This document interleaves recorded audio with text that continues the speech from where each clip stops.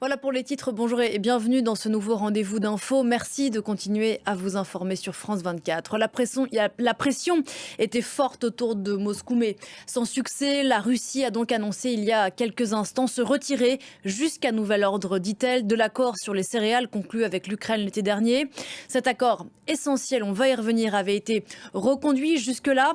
Mais cette fois-ci, le Kremlin a refusé. On vous retrouve à Kiev, Emmanuel Chaz. Vous êtes notre correspondante en Ukraine. Bonjour Emmanuel. La Russie reviendra à l'accord quand ces conditions seront remplies, dit le Kremlin.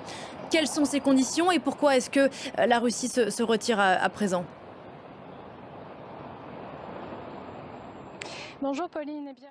Emmanuel Chaz depuis Kiev en Ukraine. Merci beaucoup Emmanuel. Le Kremlin qui affirme par ailleurs qu'il n'y a pas de lien entre sa décision de se retirer de cet accord et ce qu'il s'est passé cette nuit sur le pont de Crimée qui relie la Russie à la région ukrainienne annexée par Moscou en 2014.